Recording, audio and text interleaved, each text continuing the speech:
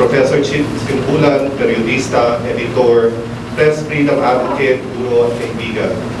Mainit natin siya tinatanggap sa kolehiyo at sa universidad dahil siya kumakatawan sa UP noon at ngayon. May paninindigan, nakikilahok, may pakialam, nakikialam. Sa mga una kong narinig na mga parangal para kay Chit, iba-iba siyang tao sa iba-ibang panahon ng buhay niya. Iba-iba siyang tao sa iba-ibang taong nakakilala sa kanya. Ang malinaw lang ay kaibigan ng marami si Chit. Sabi nga ni Roland sa huling gabi ng lamay, how can you not love a woman like her? Naalala natin si Chit na naglalakad sa maraming hapon sa University Oval. Naalala natin ang kanyang passion sa pagtuturo, sa pakikitungo sa mga estudyante, sa akademikong kagalingan, sa kanyang mentoring ng maraming batang journalist ngayon.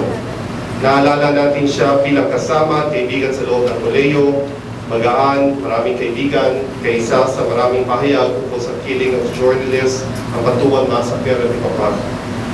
Sumagi sa akin ang guro sa pelikulang Dead Poets Society na ang kanyang kakaibang pagtuturo ay napalaya sa kaisipan ng mga estudyante.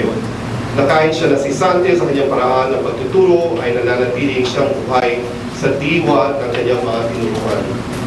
Ang mantra ng guro ay Carpe Diem or Seize the Day. Ito ang laman ng mga pagbati ni Chit at kanyang ngiti, ang pangungumusta sa mga estudyante at graduate.